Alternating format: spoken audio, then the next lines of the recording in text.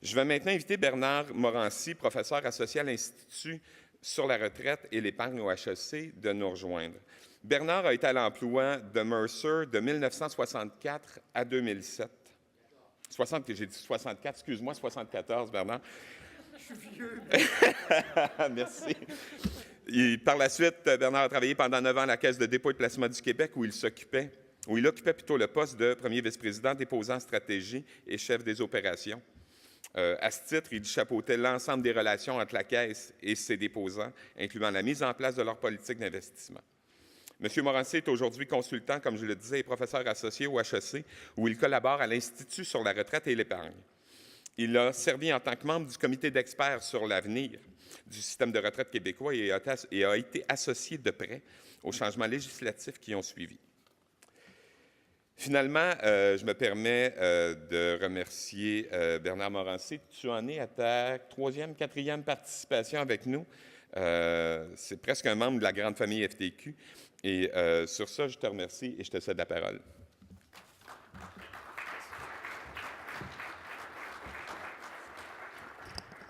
Merci beaucoup. Bon, ça, c'est intimidant d'avoir une... Bon, OK, là, on a les slides, c'est moins intimidant un peu.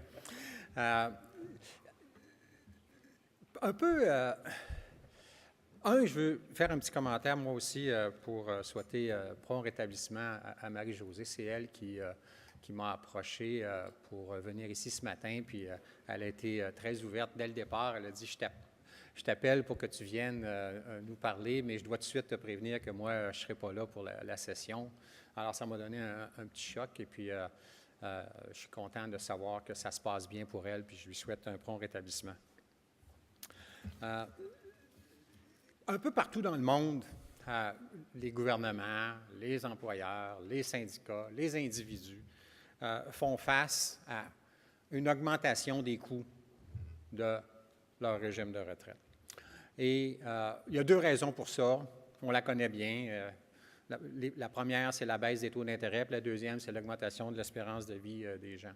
Et moi, j'ai développé un petit indice qui montre comment le coût d'une rente à 65 ans a évolué depuis les années 70. J'ai mis le coût à 100 en 70, puis là, j'ai piloté comment ça a évolué ce coût-là. On peut voir que jusqu'au début des années 90, ça avait baissé, ça remontait, mais essentiellement, le coût était le même au début des années 90 qu'il était au début des années 70.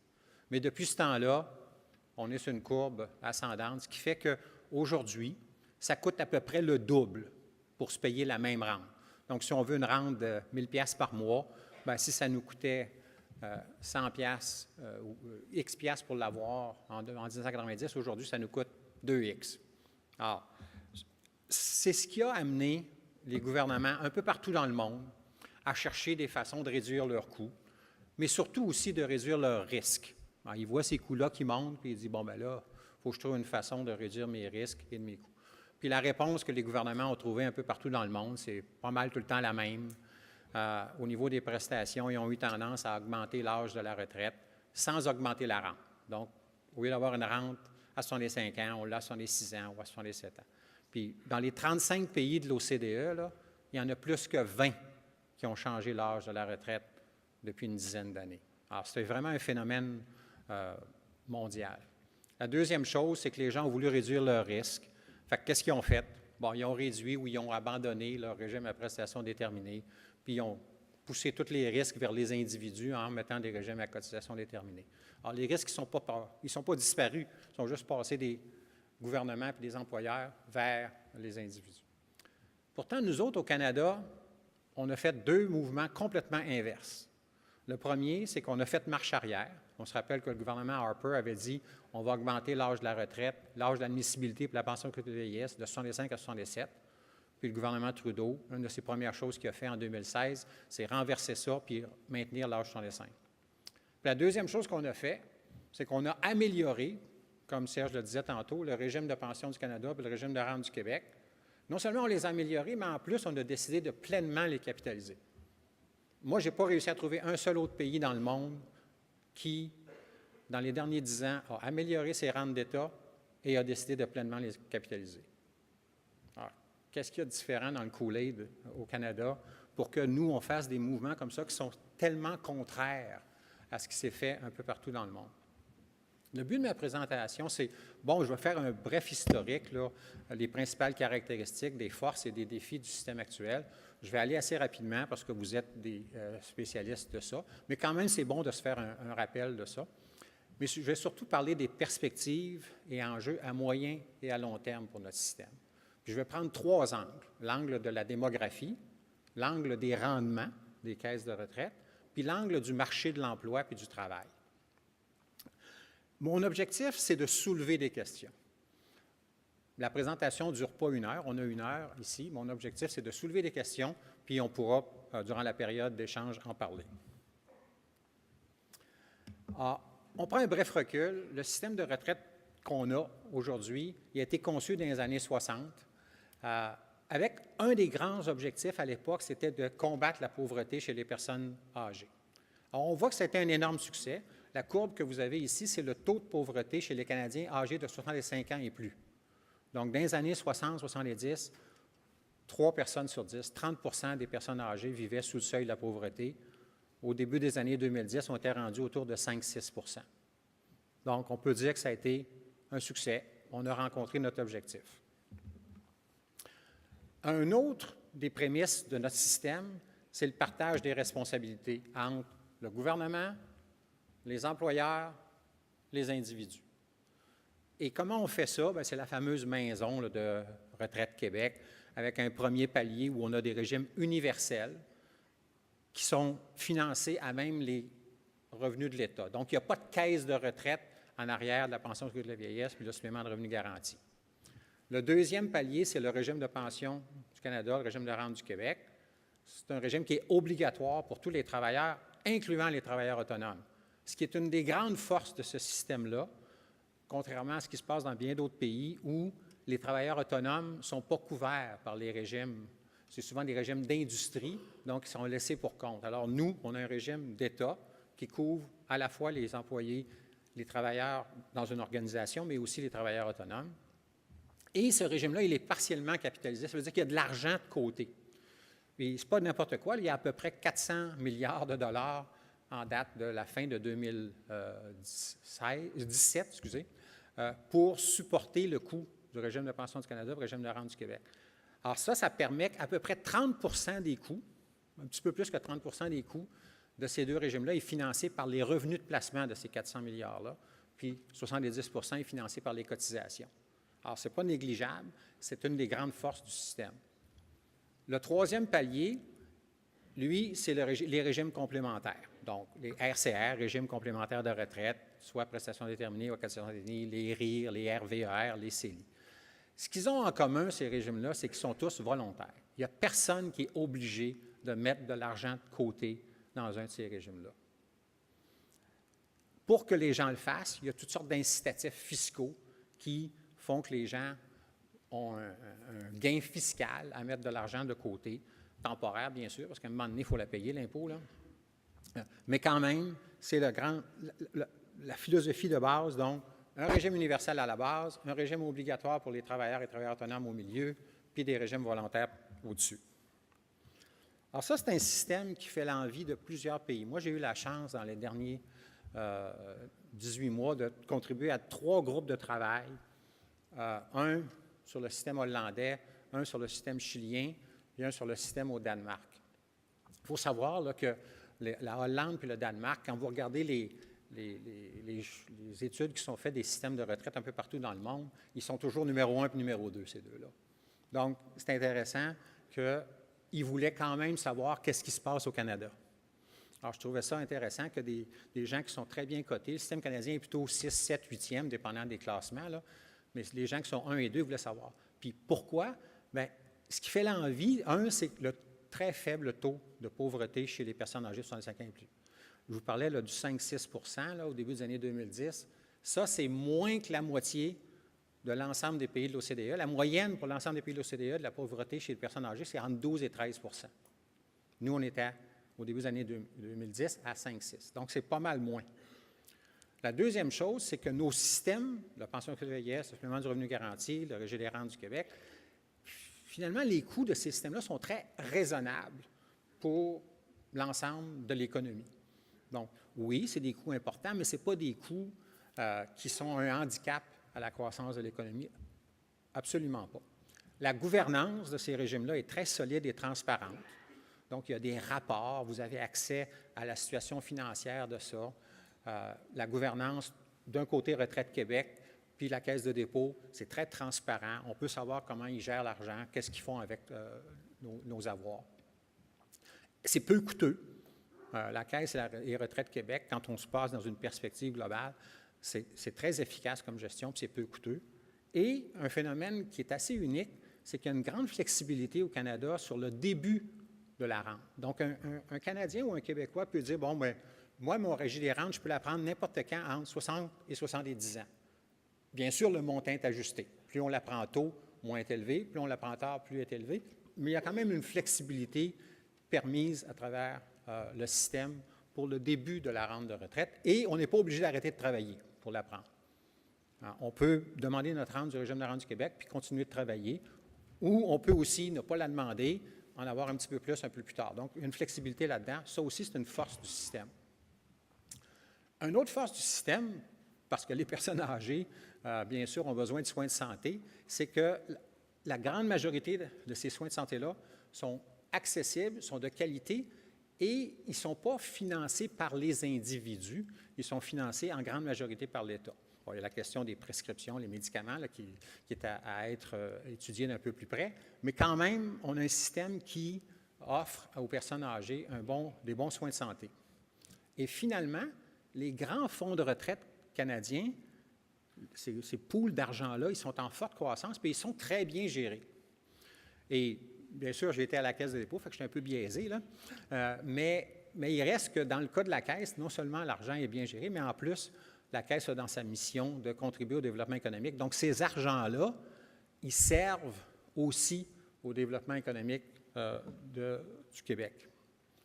Je vous ai mis ici, juste pour vous donner une idée de comment important ces 8 les plus grands fonds canadiens de gestion, là, fonds de retraite, là. Combien ils représentent d'argent? Donc, vous avez combien ils représentaient d'argent à la fin 2007? Donc, 635 milliards de dollars. Ça variait entre 27 pour le plus petit, 155 pour le plus gros, puis je vous ai mis la caisse à droite de la slide. La caisse était la plus grosse en 2007 à 155 milliards.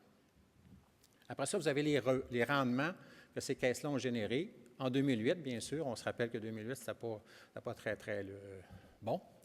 Le rendement moyen des 8 caisses en 2008, c'était moins 17. Ça variait de moins 10 à moins 25. Donc, quand même un gros écart, là. Il y a juste 8 caisses là-dedans, là. La caisse, bien sûr, était le moins élevé de la classe, à moins 25. Après ça, vous avez les rendements depuis ce temps-là. Donc, on voit le fort rebond que les caisses ont eu. Rendement annuel moyen. Annuel moyen, 10,4 par année pendant 9 ans. Ça, c'est pas rien, là. Mais aussi, il y a un bon écart entre 8,7 et 12,3. La caisse est un petit peu en bas de la moyenne à 9,7. Ce qui fait que ça nous place à la fin 2017 où ces 8 caisses-là représentent 1 400 milliards de dollars. C'est pas rien, là. 1 400 milliards de dollars, là. Et ça varie entre 78 et 356. La caisse est le deuxième plus gros, donc a perdu sa place de numéro 1, là, et numéro 2, 298 milliards. Le plus gros, c'est le Fonds du régime de pension du Canada. C'est le plus gros des 8.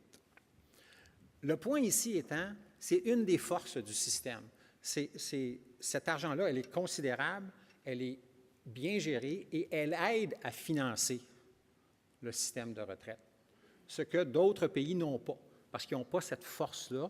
Ils ont eu tendance à avoir des régimes par répartition, qu'on appelle, là. Donc un peu comme la pension de vieillesse, le supplément de revenus garantis, qui n'ont pas de caisse. Donc, ça met des pressions sur les coûts de ces autres systèmes-là. Nous aussi, on a nos pressions, mais sont moins grandes à cause de l'investissement. Ceci étant dit, on a quelques défis. Le premier, c'est que oui, le taux de pauvreté, il est inférieur à l'OCDE, mais depuis quelques années, il y a eu tendance à augmenter.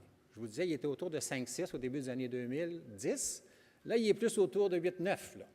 Bon, on est encore bien en deçà du 12-13, mais on ne va pas dans la bonne direction. Une des raisons étant que l'admissibilité à la pension vieillesse, le supplément de revenu garanti, est basée sur la résidence. Il faut avoir été au Canada 40 ans. Quand on arrive à 65 ans, il faut qu'on ait vécu au Canada pendant 40 ans pour avoir droit à la pleine rente. Bien, on a de plus en plus d'immigrants qui arrivent ici 25 ans, 30 ans, 40 ans, 50 ans. Donc, ils arrivent à 65 ans, ils n'ont pas les 40 ans. Donc, ils ont droit quand même à la prestation, mais seulement une partie. Donc, si on a été ici 20 ans, bien, on a droit à la moitié de la pension de vieillesse et non pas le plein montant.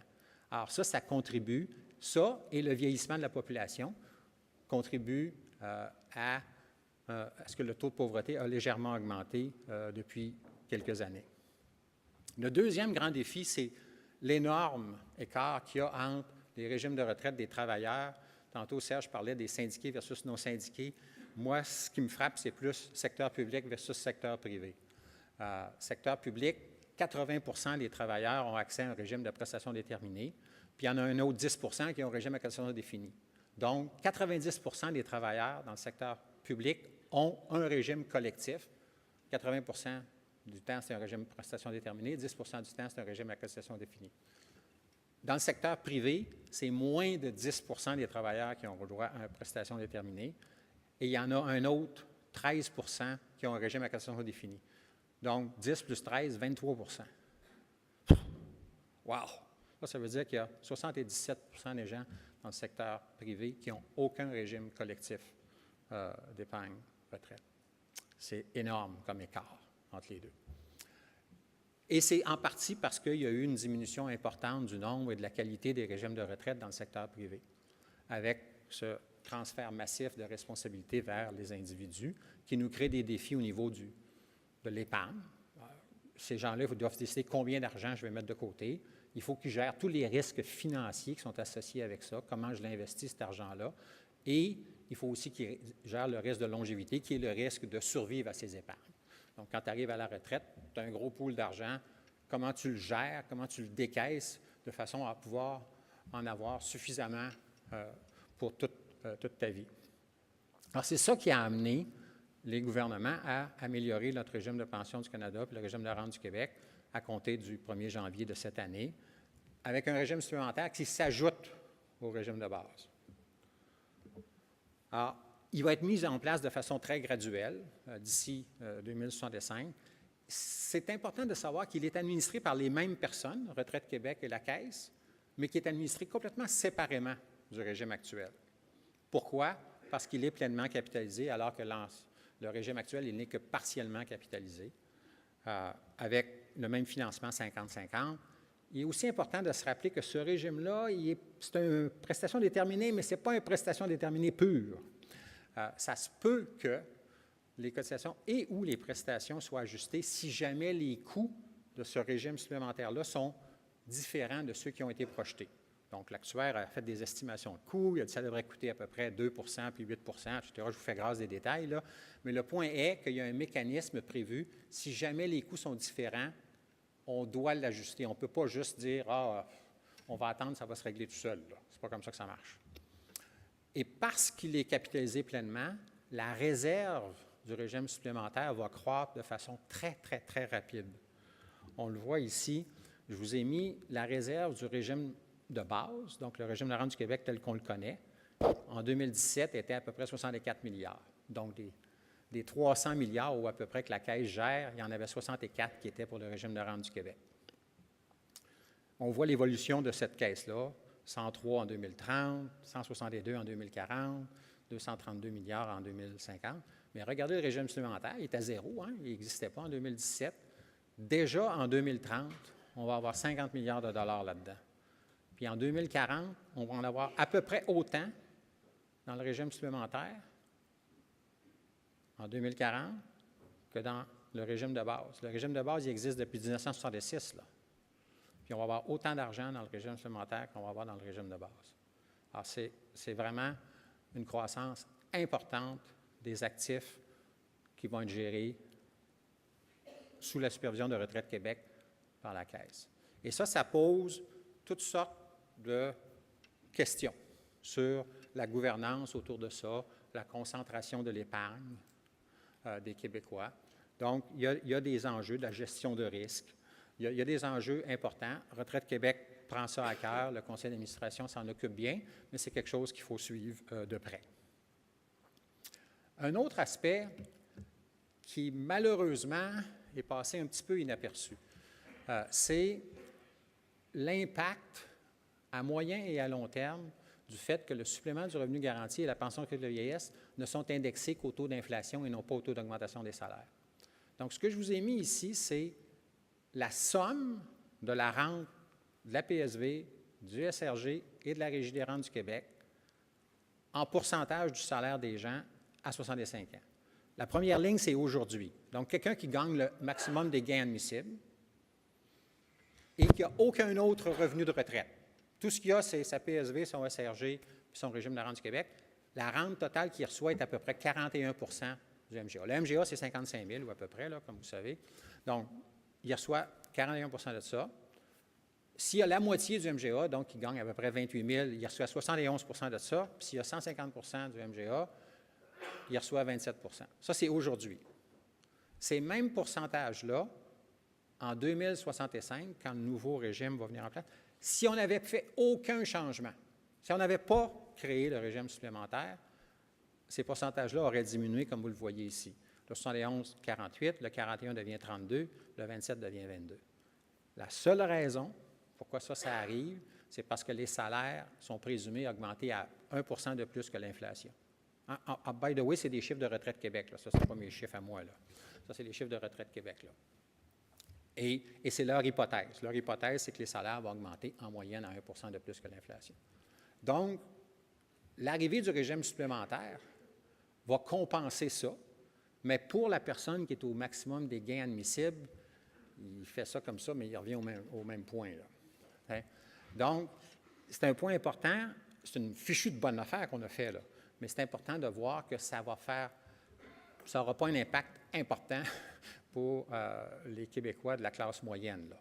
Si on est un petit peu plus que le MGA, on va en avoir un petit peu plus, là, 30 au lieu de 27 mais il reste que le troisième palier, là, celui qui est en haut, là, qui est volontaire, il est encore aussi critique qu'il était avant qu'on fasse tout ça. Là. Une autre chose qui est importante de noter, c'est que quand les gouvernements, les ministres des Finances se sont réunis et ont décidé qu'ils amélioraient le régime de rente du Québec là, et de pension du Canada, ils ont travaillé très fort pour ne pas qu'il y ait de perdants. Donc, on a voulu ajouter quelque chose, mais on n'a pas voulu qu'il y ait de perdants dans le travail. Donc, on n'a fait aucun changement au régime de rente actuel. Et on a même fait une compensation pour les plus bas salariés, donc les gens qui gagnent 25 000 30 000 là, les plus bas salariés de la population, afin qu'ils reçoivent un montant additionnel d'un programme qui s'appelle l'Allocation canadienne pour les travailleurs qui avancent après la prestation fiscale pour revenu de travail. L'essentiel ici, c'est de compenser ces gens-là pour les cotisations additionnelles qu'ils vont devoir payer dans le régime supplémentaire. Donc, oui, ils vont devoir cotiser, mais ils vont recevoir une allocation qui va les compenser pour cette cotisation-là, de façon à ce que ces gens-là qui n'ont pas des revenus très élevés ne voient pas une baisse de leurs revenus suite à l'augmentation des cotisations au régime de rente du Québec. Et on a aussi décidé qu'on ne modifiait pas l'âge de la retraite ni les prestations accessoires. Alors, comme je l'ai dit, c'était définitivement un geste qu'il fallait qu'on pose. C'était un pas dans la bonne direction. Mais là, je vous amène un petit peu plus à moyen et à long terme. Maintenant qu'on a fait le portrait de où on est, qu'est-ce qui s'en vient avant de nous dans le cadre de votre réflexion sur l'avenir de ces régimes-là? Et comme je disais tout à l'heure, je vais le faire sur 3 perspectives. La démographie, les rendements et l'évolution du marché du travail. On va commencer par la démographie. On sait tous que le Québec vieillit. Hein? C'est un secret de polichinelle. Ce qu'on ne réalise pas, c'est la vitesse à laquelle ça se passe. Vous avez ici la population québécoise en 3 groupes d'âge. 0-19 ans, 20 ans, 64 ans, 65 ans et plus. Vous l'avez, la colonne du milieu, c'est 2016. À gauche, on a 1990, puis à droite, on a 2031. Donc, aujourd'hui, on a à peu près 21 de la population qui a 19 ans ou moins, 60 61 qui a entre 20 et 64 ans, puis 18 qui a 65 ans et plus. Alors, ça se compare assez bien à ce qu'on avait il y a 25 ans, là, en 1990, on avait un petit peu plus de jeunes, à peu près le même nombre de personnes entre 20 et 64, puis un peu moins de vieux. Mais regardez en 2031. 2031, c'est pas loin, ça, là. C'est dans 11 ans d'ici, là. C'est vraiment pas loin, là. On va avoir à peu près encore le même nombre de jeunes. À peu près 20 de la population va avoir 19 ans au moins. Mais la population entre 20 et 64 va diminuer de 61 à 54 alors que celle des personnes de 65 ans et plus va passer de 18 à 26 Ça veut dire qu'il y a un Québécois sur 4 là, qui va avoir 65 ans et plus. En fait, si je faisais le 60 ans et plus, ce serait 31 de la population. Alors, c'est assez rapide comme transformation, ça. Et ça va avoir un impact assez important sur les coûts sociaux. Donc, la pension de vieillesse, le supplément de revenu garanti et surtout les coûts de santé, le système de santé. Donc, ça, c'est une estimation. Le premier chiffre, le PSV-SRG, c'est fait par l'actuaire en chef du gouvernement fédéral. Puis le deuxième, c'est fait par le Fraser Institute. Et ici, les coûts de santé, là, c'est les coûts du système public. Là. Ça n'inclut pas les coûts du système privé. Là. Ça, c'est strictement les coûts du système public, les coûts qui sont dans les budgets des provinces. Alors, on peut voir qu'aujourd'hui, la somme des deux, c'est à peu près 200 milliards, là, 55 dans un cas, puis 148 dans l'autre. Ça va plus que doubler d'ici 2031. Encore une fois, 2031, c'est pas loin, là. Alors, c'est une augmentation importante parce que ça, c'est des régimes qui sont financés à même les revenus de l'État. Puis je vous montrais sur la slide précédente que les gens qui contribuent, les gens qui payent des impôts, les 20 à 64 ans, là, bien, ils diminuent de façon importante. Donc, non seulement les coûts augmentent, mais il y a moins de gens pour les financer. C'est un défi important. Puis la démographie, là, on ne peut pas y faire grand-chose. C'est ça, là. Oui, l'immigration va aider, puis incidemment, dans les chiffres que vous avez vus, l'immigration est prise en ligne de compte. Si on n'en tenait pas compte, ce serait encore bien pire que ça, là. Okay? Donc, c'est une réalité avec laquelle on va devoir composer. Et ça va aller juste en s'empirant pour les coûts de santé, parce que ça ici, ça vous montre les coûts de santé par groupe d'âge. Donc, comme vous pouvez voir, là, les coûts de santé ils augmentent de façon dramatique à partir de 75, 80, 85 ans. Donc, plus les gens vont vieillir, plus il va y avoir de la pression sur le système de santé. Les rendements. Écoutez, c'est excessivement difficile de prédire les rendements d'une caisse de retraite. J'ai mon opinion, vous avez la vôtre. C'est très difficile à prédire.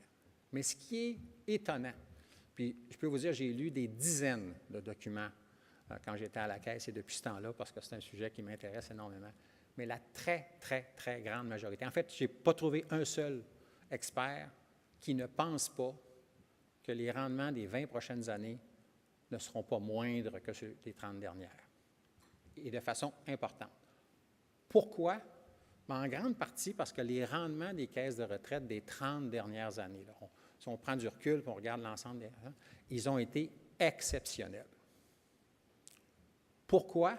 Il y a tout un paquet de raisons pour ça, pourquoi l'économie a été très positive et a donné d'excellents rendements de caisses de retraite. La première, c'est qu'on a eu une baisse continue de l'inflation et des taux d'intérêt. La deuxième, c'est qu'on a eu des politiques monétaires très accommodantes qui ont favorisé les investisseurs. Puis, pensez à votre maison, si vous en avez une, ou votre chalet, si vous en avez un. Le fait d'avoir des politiques monétaires accommodantes, ça vous permettait d'emprunter à des taux très bas pour pouvoir vous acheter une propriété. Bien, c'est la même chose dans toute l'économie. On a eu une croissance importante de la population active partout dans le monde, dans tous les pays. On a eu une croissance de la population et une hausse importante du taux de participation des femmes au marché du travail. Alors ça a créé de l'activité économique et donc des gains pour les caisses de retraite. On a eu un climat très favorable au niveau des échanges commerciaux internationaux, puis une croissance économique sans précédent en Chine puis en Inde. Il y a 2,5 milliards de personnes qui vivent là-bas, là, dans ces deux pays-là. Là. On a eu des avancées technologiques importantes et un phénomène que souvent on oublie, c'est qu'on s'est très peu préoccupé des conséquences de notre croissance sur l'environnement.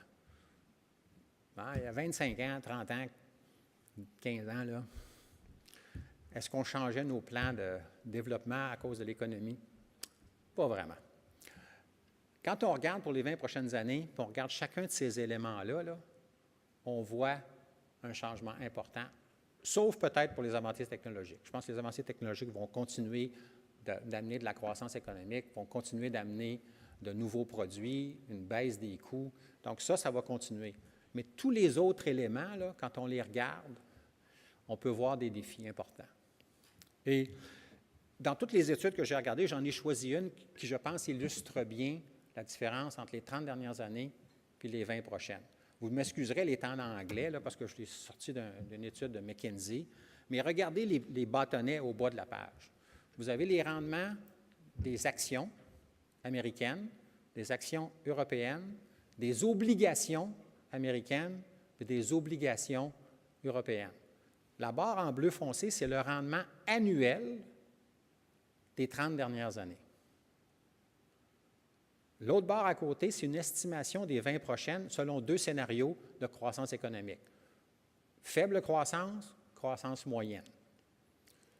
Et la petite ligne qui traverse, c'est le rendement de ces mêmes actifs-là sur les 100 dernières années. Donc, prenons la barre rendement des actions américaines. Donc, ce qu'on voit, c'est que dans les 30 dernières années, les actions américaines ont donné en moyenne 7 points. Ça, c'est le rendement réel au-dessus de l'inflation. Okay? Donc, à peu près 8 au-delà de l'inflation par année pendant 30 ans. Ce chiffre-là, sur les 100 dernières années, c'est 6,5. Donc, ça vous montre à quel point les 30 dernières sont exceptionnelles. Parce que dans le 6,5, le 7,9 est là. Fait que ça vous donne une idée que les autres 70, là, ils étaient pas mal en bas du 6,5. Okay? Et donc, l'estimation qui est faite pour l'avenir, quelque part entre 4 et 6,5. C'est quand même pas rien, là, un rendement réel, au-delà de l'inflation, entre 4 et 6,5. C'est quand même un bon rendement, là, mais c'est pas mal moins que les 30 dernières années. Puis on a le même phénomène en Europe sur les actions, on a le même phénomène sur les obligations, on a le même phénomène sur les obligations tant aux États-Unis qu'en Europe. Donc, je ne la connais pas, la réponse exacte, là, mais il est clair qu'il va y avoir une pression au niveau des rendements. Et c'est ça qui a amené les grandes caisses de retraite, dont la Caisse de dépôt et placement du Québec, à diversifier ses avoirs et aller dans ce qu'on appelle les placements alternatifs. Que ce soit l'immobilier, l'infrastructure, les fonds de couverture, les Portable Alpha Strategy, puis toutes ces autres affaires-là, là, qui sont des placements alternatifs. Alors, on le voit aujourd'hui, ça représente facilement là, entre 25 et 30 des actifs des caisses de retraite, ces placements alternatifs-là. Donc, on a diminué surtout la portion en obligations, parce que les rendements attendus sont beaucoup moindres. On a augmenté un peu notre augmentation dans les actions, puis on a, de façon significative, investi dans les placements alternatifs. Mais malgré tout ça, il va y avoir un stress sur les rendements des caisses de retraite. Ça veut dire quoi, un rendement inférieur pour les caisses de retraite? Bien, pour les régimes privés, pour ceux sur lesquels vous autres vous siégez en tant que membre des comités de retraite, bien, ça veut dire que toute chose étant égale par ailleurs, les coûts des régimes PD vont augmenter. Et pour ceux qui ont des régimes CD, bien, ça veut dire qu'ils vont avoir moins de rendement, donc moins d'argent, donc une baisse de leur pouvoir d'achat.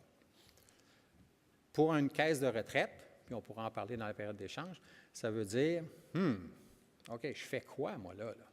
C'est beau, là, que ça baisse, là, mais je fais quoi, là? Bien, on pourra en parler tout à l'heure, mais je pense que une des choses les plus importantes, c'est de se faire ce que j'appelle des « what-if » scénarios. Qu'est-ce qui nous arrive à nous si telle chose se passe dans les rendements? Et ça souligne l'importance de se donner une marge de manœuvre en tant que comité de retraite.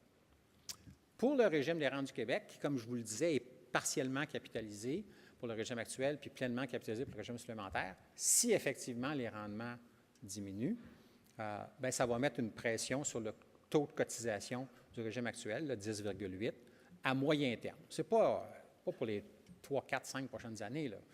Mais dans 10 ans, c'est une autre histoire. Et pour le régime supplémentaire à plus long terme. Le régime supplémentaire, ça va prendre un bout de temps avant qu'il y ait de l'argent, mais dès 2030, 2040, il va y avoir des sommes considérables, comme je vous ai montré tout à l'heure, donc il va y avoir des pressions importantes sur les coûts. Alors ça, c'est la deuxième dimension. On a parlé de la démographie, on a parlé des rendements. Maintenant, qu'est-ce qui arrive au niveau du marché du travail? Ça, c'est fascinant. Vous autres, vous le vivez là, à tous les jours. Il y a beaucoup de changements dans le monde du marché du travail. Moi, je résumerais ça dans mes mots à moi en disant qu'il y a deux grandes forces qui influencent le marché du travail. La première, c'est l'automatisation, la technologie. La deuxième, c'est le vieillissement. Et ça, ce n'est pas juste au Québec ou au Canada, c'est dans tous les pays industrialisés. Alors déjà, la technologie elle a eu un impact important sur notre environnement de travail et sur nos carrières. Ça va ne faire que s'accélérer. Ça ne diminuera pas, ça ne restera même pas stable, ça va s'accélérer. Au niveau du vieillissement, je le disais tantôt, 30 de la population d'ici 2030 au Québec va avoir 60 ans ou plus. La question qu'il faut se poser, c'est est-ce qu'on est vraiment vieux à 60 ans? Je parlais à Serge tantôt qui me disait qu'il va prendre sa retraite, là, il va avoir 60 ans. Il ne se considère pas comme vieux. Puis moi non plus, by the way, j'ai 66 ans, puis je ne me considère pas comme vieux. Alors, comment on fait pour garder les gens de 60 ans et plus actifs? En étant conscient que ce n'est pas la même réponse pour tout le monde. C'est sûr que les gens, comme Serge et moi, qui sont des pousseux de crayon, bien, c'est plus facile pour nous autres de continuer à travailler que la personne qui pose le bardeau sur ma couverture. Là. Alors, la réponse n'est pas unique, mais c'est un défi qui va avoir un impact sur le monde du travail.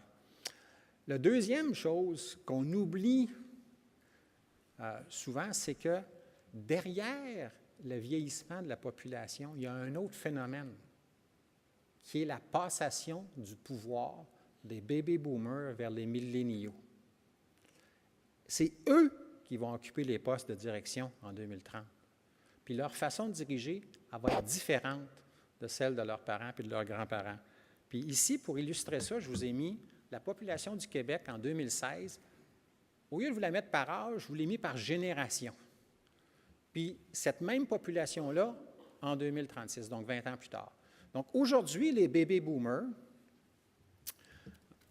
incidemment, les baby boomers, là, ça, c'est les gens qui sont nés entre, je vais regarder mes notes pour être sûr que j'ai les bonnes années, là,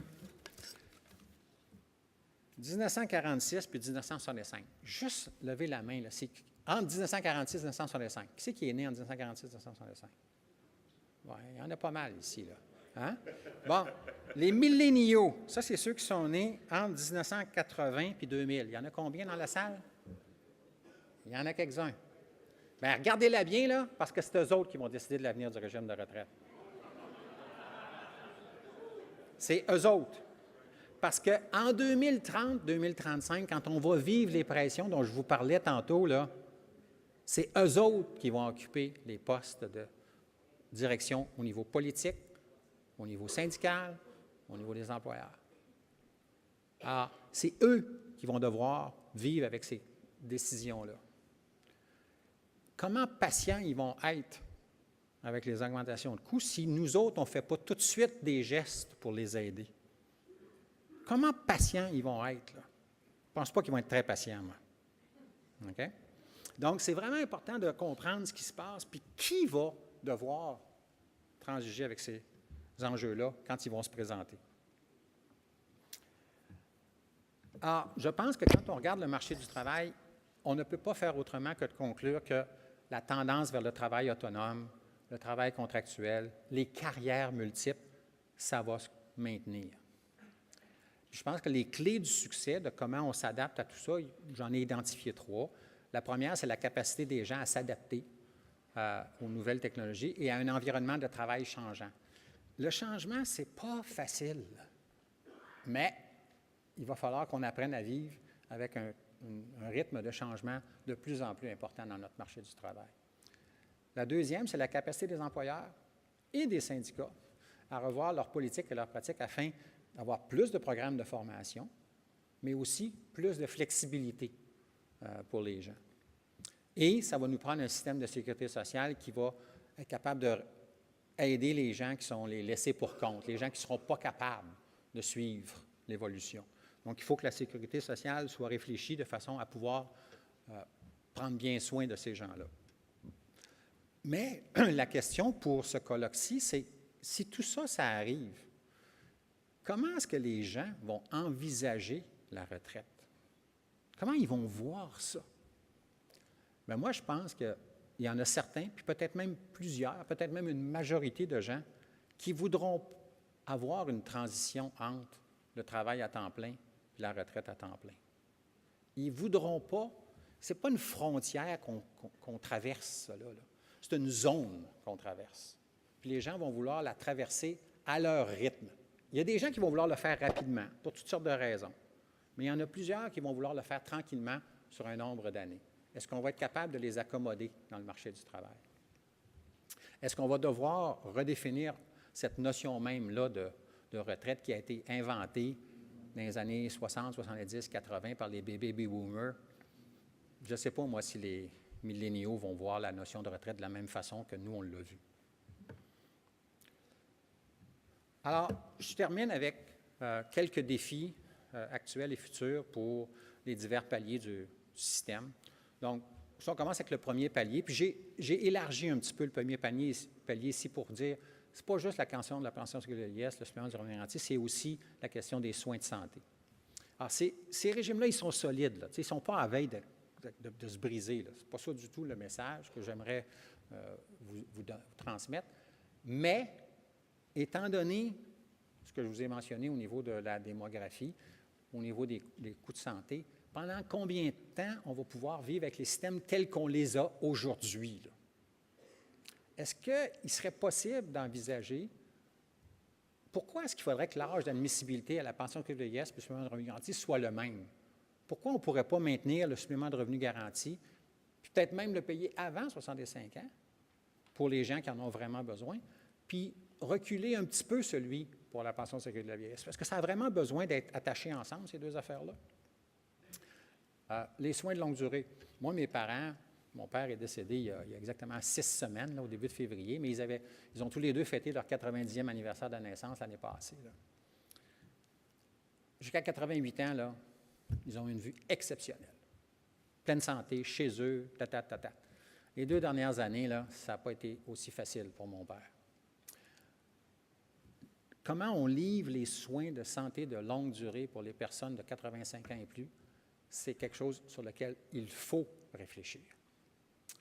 Au niveau du régime de rente du Québec, bien, je le mentionnais tout à l'heure, si les cotisations de 10,8 s'avèrent insuffisantes parce que les rendements ne sont pas ce qu'on pense qu'ils vont être, on va faire quoi?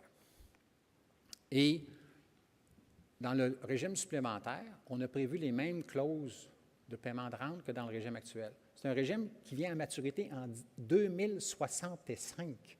Ça commence à être vieux, ça, là. Même les milléniaux vont être à la retraite, là. Alors, c'est-tu correct de penser qu'on va continuer de payer des rentes dès 60 ans, en 2030, en 2040, en 2050? Pas sûr. Pour ce qui est du troisième palier, bien, je le disais tout à l'heure, 90% des travailleurs du secteur privé n'ont pas de régime, soit qu'ils participent à un régime CD ou qui n'ont pas de régime pantoute. Alors, comment on les aide à prendre des bonnes décisions? Comment on leur donne des options de placement, des options de décaissement qui vont les aider à prendre de bonnes décisions pour eux? Au niveau des employés du secteur public, bon, on a encore des régimes qui sont généreux, entre parenthèses. Ils ne sont pas aussi généreux qu'ils l'étaient, mais sont quand même beaucoup plus généreux que ce qui est offert dans le secteur privé. Alors, comment on s'assure que les coûts demeurent soutenables? On a introduit du partage de risques dans ces régimes-là. Comment on gère ce nouveau partage de risques-là? Comment on se positionne vis-à-vis l'équité entre le secteur public et le secteur privé? Et, bien sûr, la situation de Sears a mis ça sur la sellette, mais c'est quoi le rôle des gouvernements dans les enjeux de solvabilité des régimes privés lors des faillites? Alors, c'est des défis pour le troisième palier. En résumé, avant qu'on passe à la période d'échange, notre système, il a livré la marchandise. Il a été mis sur pied il y a plus de 50 ans, puis il a livré la marchandise, et on est bien positionné pour le futur.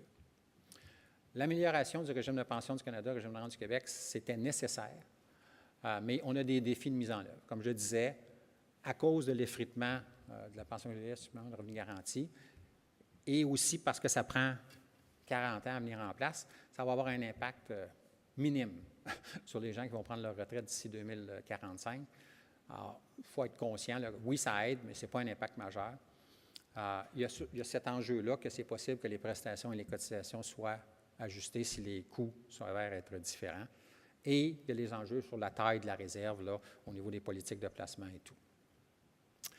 Il était, là je donne une opinion très personnelle, là, selon moi, il était absolument approprié de prendre du recul par rapport à la question de l'âge de retraite, là, le fait de dire, bon, mais si on faut qu'on réfléchisse à ça, le 65-67, c'est peut-être pas, on commence peut-être pas par la PSV puis le supplément de revenu garanti. Il y a peut-être une réflexion un peu plus large qui doit avoir lieu. Donc, je pense que c'était une bonne décision de reculer sur ça. Mais je pense aussi qu'il serait totalement inapproprié de ne pas revoir la question quand on regarde par en avant. Puis selon moi, on n'est pas dans le si, on est dans le quand et le comment. Mais ça, on pourra en parler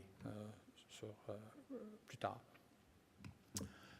Le dernier point sur le résumé, c'est que je pense qu'on a fait des efforts considérables. Serge en parlait dans son introduction au niveau du troisième palier. On a amélioré la capitalisation, on a facilité au niveau de la solvabilité en éliminant cet enjeu-là à court terme. On a amélioré la gouvernance, on a amélioré les options, mais il nous reste quelques défis au niveau de l'épargne privée. Il nous reste des défis au niveau de la soutenabilité des régimes dans le secteur public et il nous reste des défis au niveau de la sécurité des prestations. Alors, bien sûr, les gouvernements ont un rôle important à jouer, mais vous aussi, le mouvement syndical a aussi un rôle important à jouer dans cette discussion-là, dans l'encadrement et dans la mise en place d'une solution. Je vous remercie.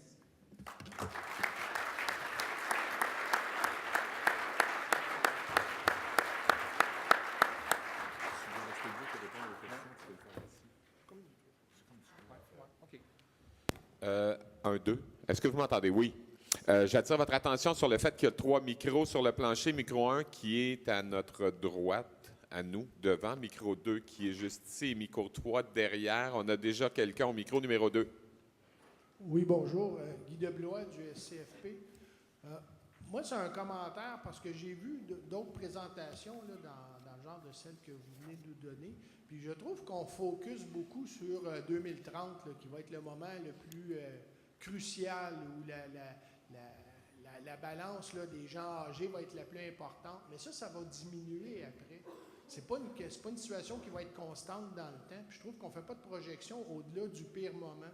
Un peu de la même façon qu'aujourd'hui, dans les écoles à Montréal, on met des roulottes au lieu de construire des nouvelles écoles parce qu'ils s'attendent à ce qu'il y ait une baisse de clientèle dans les prochaines années où on pourra retirer ces roulottes-là et on n'aura pas vraiment besoin de bâtir des nouvelles écoles parce que c'est un moment dans le temps. Puis je trouve que 2030, comme vous le présentez, c'est le moment le pire qu'on va avoir à vivre.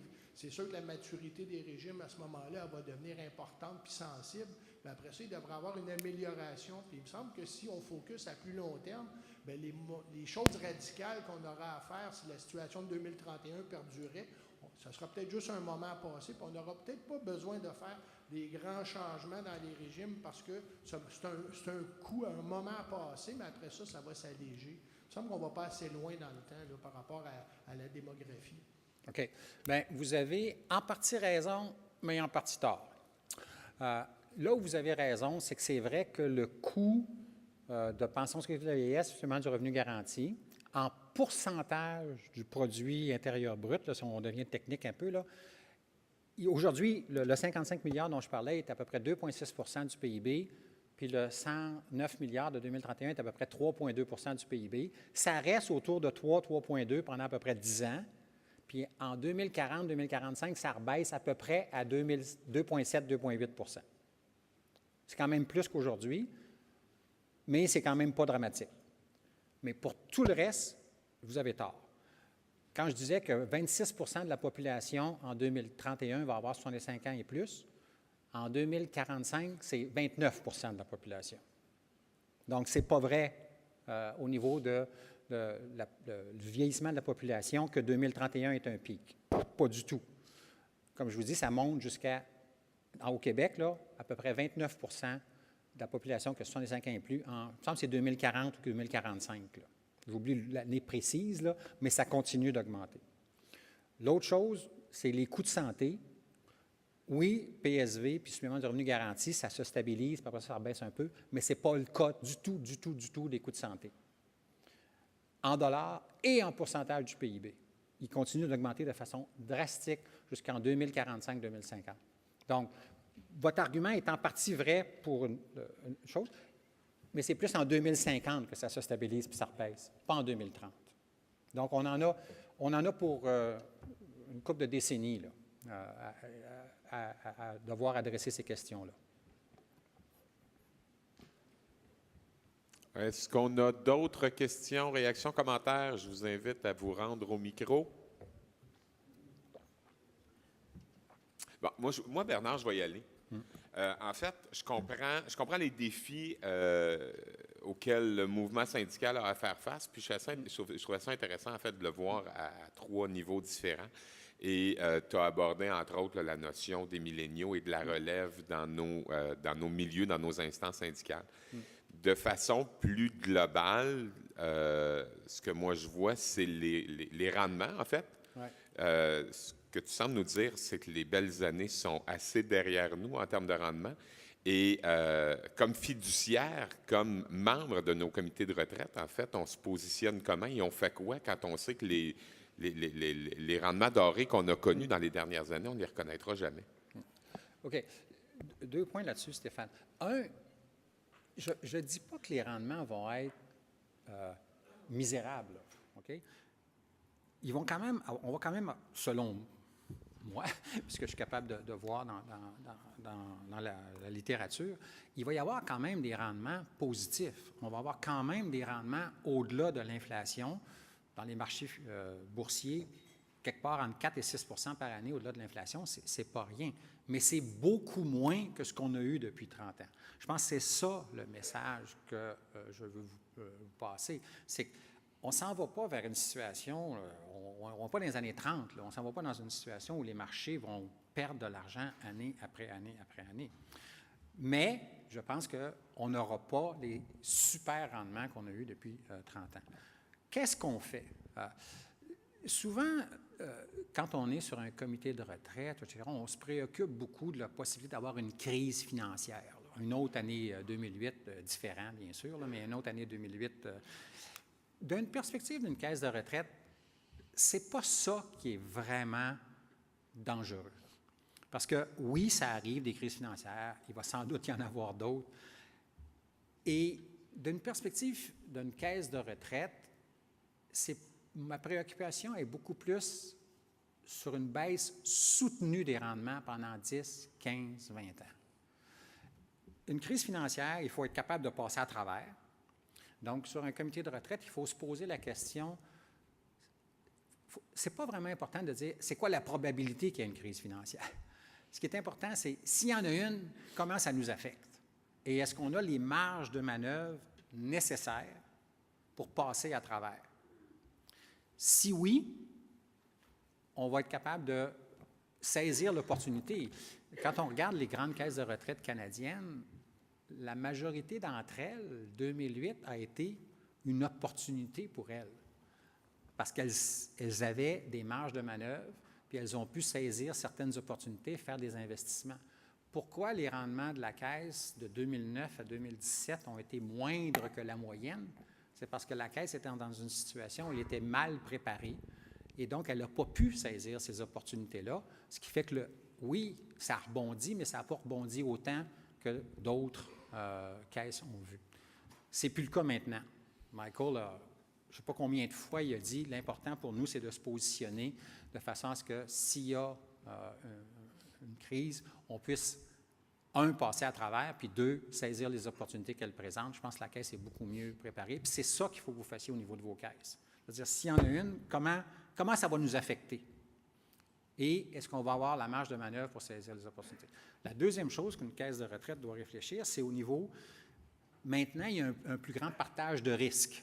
Hein? C'est plus juste l'employeur qui va devoir dealer avec ça. Là. Les participants, souvent, sont affectés dans leurs prestations. Souvent, c'est des mécanismes d'indexation des rentes ou autres, où il y a un partage de risques. Donc, il faut se poser la question, OK, si ça arrive, est-ce que les participants en sont conscients?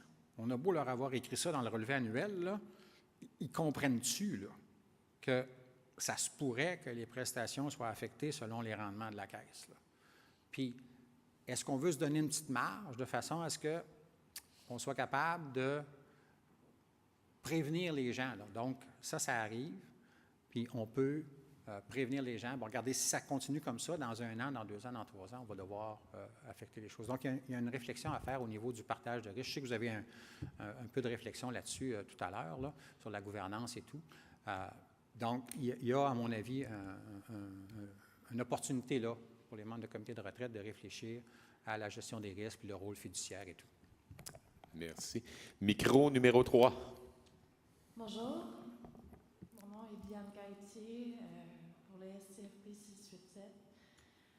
Ma question, c'est la suivante. Je voulais savoir, avec les changements technologiques qui vont arriver dans les prochaines années, quel serait le niveau d'occupation d'emploi, le pourcentage de chômage qui risque d'impacter nos régimes? Ouais.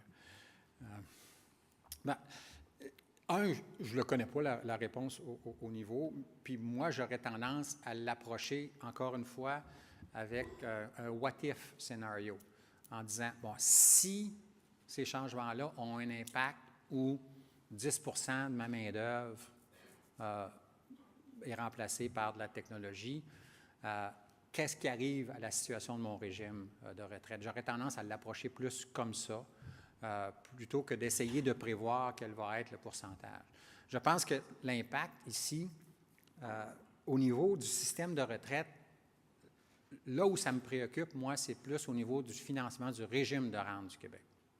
Parce que oui, la Caisse, comme je disais tantôt, là, à peu près 30 là, 30 des prestations du régime de rente du Québec viennent des revenus d'intérêt sur la Caisse, mais 70 viennent des cotisations des travailleurs. Fait que, si on a moins de travailleurs, bien, les robots, ça ne cotise pas au régime de rente du Québec, ça là. Donc, ça, c'est plus ça qui doit être. Et je sais que les gens de la Régie des rentes, ils réfléchissent comme il faut à ça, là, le taux d'activité dans la population de 20 à 64 ans en particulier. Là. Fait que donc, moi, je vous dirais que c'est plus comme ça qu'il faut le regarder. Puis pour ce qui est de la chose spécifique, je suis bien embêté de vous répondre à ça. Micro numéro 2. Oui, bonjour, David Martin, CPV 573. Aujourd'hui, on parle beaucoup de l'aspect économique des régimes de retraite, mais nous aussi, une problématique qu'on va avoir, comme vous le disiez tantôt, à propos des milléniaux, c'est que peut-être pas les objectifs de carrière, mais la façon qu'ils voient leur retraite est différente. Donc, moi, je suis président du syndicat de la Commission de la Constitution du Québec. Ça fait environ, je dirais, 3-4 négos qu'on sauve le fonds de pension au dépit de demandes normatives ou de haute augmentation qu'on pourrait avoir ailleurs. Fait qu'il y a beaucoup de gens qui nous disent « Moi, je ne suis pas convaincu qu'il faut encore que je mette l'argent dans mon fonds de pension pour pouvoir pas avoir rien d'autre que ça, parce qu'on arrive tout le temps, les derniers négos, ils ont mis 50 millions dans le fonds de pension. Fait que nos demandes étaient un peu plus limitées au niveau du pécunier. Donc, c'est une réflexion aussi qu'il va falloir avoir pour dire comment on va convaincre les gens d'épargner pour leur retraite quand eux, c'est dans pas 50, là, mais dans peut-être 30 ans, 35 ans. Nous, c'est là-dessus qu'on se penche là, depuis 1 an ou 2 environ. Et ça, c'est excellent. Excellent. Je pense que le régime de la CCQ, comme vous savez, c'est un client de la Caisse, donc j'avais la chance d'intervenir, d'interagir avec ces gens-là. Puis vous avez entièrement raison. Il y a deux aspects dans le point que vous faites. Le premier, c'est que, bon, les plus jeunes, avant de commencer, bien, honnêtement, moi aussi, quand j'avais 30 ans, ma retraite, je m'en foutais, là, tu sais. Fait que ça, il y a un phénomène qui est juste générationnel. Ce qui est différent, c'est la façon dont les gens envisagent leur carrière.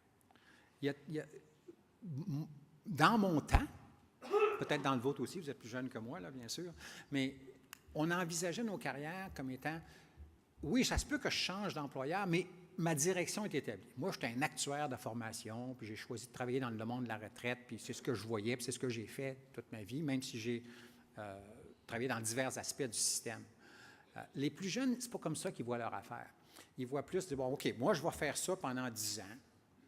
Puis dans 10 ans, peut-être bien que je vais arrêter 2 ans, je vais retourner aux études, je vais prendre un petit 6 mois sabbatique, puis je vais recommencer autre chose. Et c'est sûr que dans ce contexte-là, la façon de réfléchir à la retraite est complètement différente. Si tu es un travailleur autonome, puis tu as toujours été un travailleur autonome, la retraite, c'est quoi pour toi, là? C'est pas une date précise, là.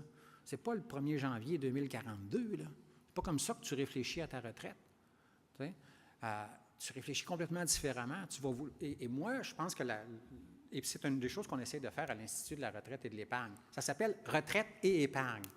Et je pense qu'on essaie plus d'inculquer la notion d'indépendance financière.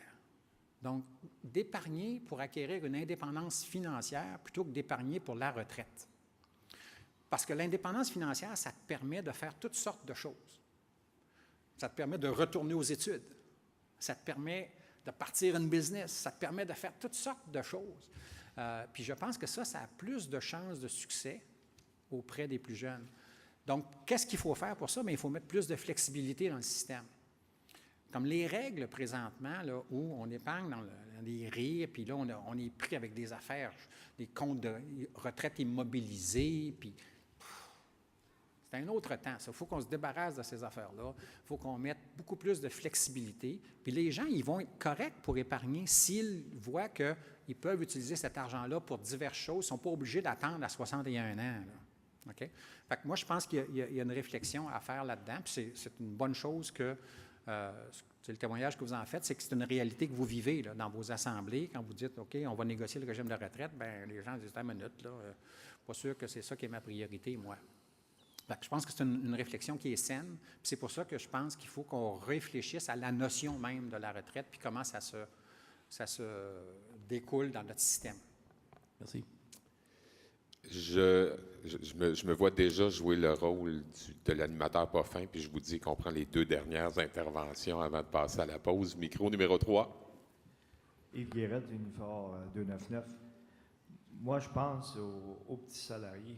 Nos gouvernements mettent le supplément de revenu garanti, mais ces gens-là, quand ils se placent de l'argent dans les REER lorsqu'ils travaillent, lorsqu'ils arrivent à la retraite, ils sont pénalisés. Moi, je pense que nos gouvernements va falloir qu'ils regardent ce principe-là pour ces gens-là qui arrivent à la retraite. Tu demandes aux gens d'économiser pour la retraite, mais quand tu arrives là, bien, chaque dollar que tu retires de tes REER, on te pénalise de 50 cents dans la pièce. Et si vous regardez sur les fils de presse, la semaine passée, ils parlaient, les gens à la retraite de 65 ans et plus, 15 sont en insolvabilité. Les gens utilisent les cartes de crédit, ces choses-là, parce qu'ils n'ont plus le moyen de maintenir leur train de vie. Moi, je pense qu'on a les prochaines années, les 10 prochaines années, on va vivre de plus en plus cette problématique-là. Les gens quittent pour la retraite, sont mal préparés pour partir à la retraite, et les gens pensent qu'avec les argents qu'ils vont recevoir du gouvernement, soit la pension de sécurité de vieillesse, le RRQ et le supplément de revenu garanti, qui vont plus le REER, ils vont être capables de maintenir un train de vie, et c'est faux. Ouais. Bien, en fait, il y a 2 points que vous faites qui sont très importants. Le dernier, là, le point de dire que si on a les seuls revenus qu'on a à la retraite sont la pension de vieillesse, le supplément de revenu garanti et le régime général du Québec. C'est pour ça que je vous ai montré le petit tableau, là. C'est clair que les revenus vont être beaucoup moindres que ce qu'on avait avant la retraite, là. C'est clair. Donc, vous avez absolument raison. Il faut que les gens soient conscients de ça. Puis si l'entreprise, le système privé n'est pas capable de remplir ça, bien, on n'aura pas le choix que d'améliorer à nouveau le régime général du Québec, là. On n'aura pas le choix, là. Parce que présentement, si les gens n'ont pas d'épargne personnelle, ils n'y arriveront pas. Le point que vous faites sur le supplément de revenu garanti, ça, c'est un point qui est vraiment difficile à adresser. Parce que c'est comme « damn if you do, damn if you don't ». Vous avez raison de dire que les personnes qui épargnent dans leur régime enregistré d'épargne retraite, ils retirent leur rente, puis ça affecte leur montant du supplément de revenu garanti. Absolument, vous avez raison. Mais je pense que c'est normal que ce soit comme ça. Sinon, le supplément de revenu garanti, c'est là pour pallier aux gens qui n'ont pas d'épargne. Et donc, tu sais, je regarde par exemple, est-ce que c'est vous autres qui êtes associés avec le régime de retraite des CPE?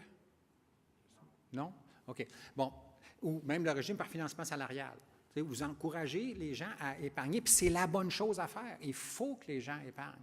Maintenant, il faudrait peut-être réfléchir à ce que, au lieu de, dans le supplément de revenu garanti, au lieu de réduire la première pièce, parce que présentement, c'est comme ça, hein? Tu sais, le moindrement que tu reçois 1 piastre de revenu, on réduit ton supplément de revenu garanti de 50 cents, puis même dans certains cas, c'est plus comme 75 cents, dépendant là, de ta situation. Là. Mais c'est au moins 50 cents. Alors, peut-être qu'on pourrait dire, bon, OK, les premiers 3 000 ou les premiers 3 500 de revenus de retraite ne réduisent pas le supplément de revenu garanti. Je pense, il y a déjà une réflexion là, qu'on pourrait faire de mettre une espèce de déductible, si on peut dire, là, qui aiderait et qui encouragerait les gens en disant, bon, OK, au moins pour les premiers 3, 4, 5 000 de rente que je reçois, mon supplément de revenu garanti ne réduit pas. Mais ce n'est pas un problème qui est facile à régler. Le supplément de revenu garanti, l'autre fois, là, j'ai un petit peu plus de temps de libre là, maintenant, là, fait que j'ai essayé d'aller, je suis allé sur le site, là, puis j'ai essayé de comprendre comment ça marche. Écoutez, il y a tellement de situations, là, il y a comme dépendant de ci, dépendant de ça, mon conjoint, puis etc. C'est vraiment compliqué. Alors, je pense qu'il y a un effort de simplification à faire, premièrement, puis deuxièmement, de réfléchir à mettre un petit espace là, où les gens peuvent avoir un revenu de retraite sans perdre leur supplément de revenu garanti. Merci. Dernière intervention, micro numéro 1. Bonjour, Raymond Larcher de l'UES 800. Moi, je l'avais abordé un petit peu dans votre présentation, mais on parle de l'intérêt des jeunes de faire de l'épargne retraite. Je pense que leur intérêt, on va aller les chercher, puis ils vont le faire eux-mêmes en s'assurant d'abord qu'ils ont espoir, effectivement, de bénéficier d'une retraite. Puis là, je veux glisser sur l'environnement. Vous en avez parlé un petit peu. Oui. Les mêmes jeunes vont prendre des postes de pouvoir, vous avez dit, là? Alors, c'est des gens qui sont très préoccupés, puis ils ne sont pas tout seuls, mais ils sont beaucoup préoccupés par l'environnement. Qu'est-ce que au niveau des rendements, parce que j'anticipe, moi, qu'il va y avoir des décisions majeures qui vont se prendre, par exemple, si on y va avec l'automobile, OK? Ouais. On va tous prendre des chars électriques, donc ça a un impact sur beaucoup de choses, là, sur l'environnement, souhaitons-le, mais aussi sur l'investissement, les rendements, etc. Ouais. Ce genre de décisions-là qui sont à venir, qui sont importantes, qui vont arriver, à mon avis, est-ce que ça va avoir un impact, ou l'avez-vous mesuré? Si on va beaucoup plus vers des politiques environnementales, puis on va modifier, nous on en parle à la FTQ, on parle de transition juste.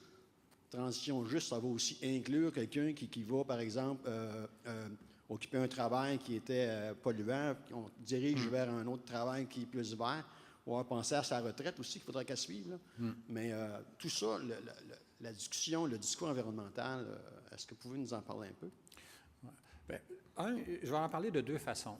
La première, c'est comment ça se passait quand j'étais à la Caisse. Moi, j'étais à la Caisse de décembre 2007 à 2017. Là. Au début, là, quand on nous présentait un projet d'investissement, là, il n'y avait absolument rien sur l'environnement. Zip, rien. Par la suite, on a commencé à avoir les impacts. Donc, bon, on allait investir dans telle pipeline, mettons, là. Puis là, on nous parlait un peu là, des risques environnementaux. On nous expliquait ça, mais est-ce que ça impactait notre décision? Non. La réponse est non. Ah, là, à un moment donné, on a commencé à dire, attends une minute, là, on va le quantifier, le risque environnemental, puis on va en tenir compte dans la décision. C'est ça le changement qui s'est opéré. Et ce que je vous décris ici de la Caisse, c'est vrai de beaucoup d'investisseurs. Donc, les gens, maintenant, essaient de quantifier, lorsqu'ils prennent une décision, ils ont les risques financiers, mais ils ont aussi les risques environnementaux. Et ça affecte les décisions de placement. Et ça vient à dire que dans certains cas, pour diminuer les risques environnementaux, on va accepter d'avoir un peu moins de rendement. Parce que, tu sais, un investissement, c'est une décision de compromis entre le rendement qu'on s'attend et les risques qu'on prend pour l'obtenir. C'est ça, une décision d'investissement.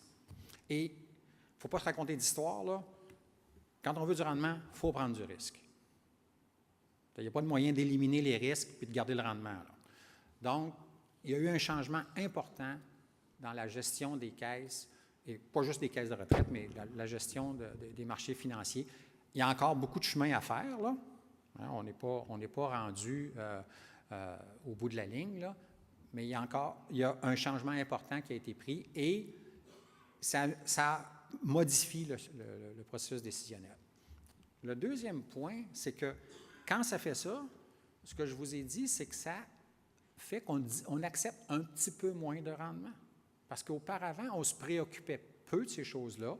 On cherchait plus à maximiser notre rendement, à maximiser l'équation rendement-risque financier, sans nécessairement mettre les risques environnementaux dans la décision. Donc, moi, je pense que ça va avoir un impact sur les rendements. Maintenant, je ne suis pas capable de le quantifier, mais je pense que les plus jeunes sont plus sensibles à cette chose-là et, je l'espère, vont être réalistes et se dire, OK, de façon à préserver ça, à diminuer mon risque environnemental, je vais accepter un petit peu moins de rendement, un petit peu moins de croissance économique, etc., avec les conséquences de ces choses-là. Je pense que les gens vont le faire. Je suis optimiste que les gens vont le faire, mais je pense que ça a un impact. Ça va avoir un impact sur les rendements des marchés, sur la croissance économique. Ça m'apparaît, merci, mais ça m'apparaît un passage obligé quand on va faire ce genre d'intervention-là. Tu sais, un bon fonds de pension sur une planète morte, ça ne donne pas grand-chose non plus. Hein. Non, je pense que vous avez raison. Je pense que c'est un passage oublié. Je pense que toute la question de ce qu'on appelle, en guillemets, l'investissement responsable, là, je pense que ça a un impact aujourd'hui qui est plus grand qu'il y a 5 ans. Puis je pense que ça va être encore bien plus grand dans 5-10 ans. Merci beaucoup tout le monde. Merci beaucoup Bernard Morancy.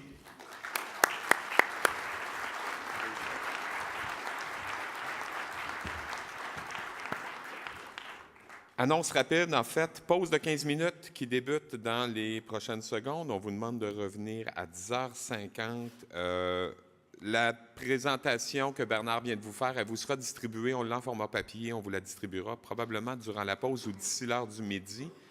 Et finalement, le retour des pauses et le retour du dîner, on va en fait utiliser du matériel vidéo pour vous inviter à venir nous rejoindre dans la salle. Donc, à la fin de la pause ou à la fin de l'heure du dîner, on partira sur les écrans, vous allez les entendre aussi, là. On partira des courts extraits ou des courts vidéos qui ont été produits, entre autres, par le Fonds de solidarité. Donc, si vous commencez à entendre de la musique ou du son à l'intérieur de la salle, ce sera déjà une pas pire indication que vous êtes attendus pour qu'on puisse reprendre le déroulement de notre journée. Bonne pause à tous et de retour à 10h50.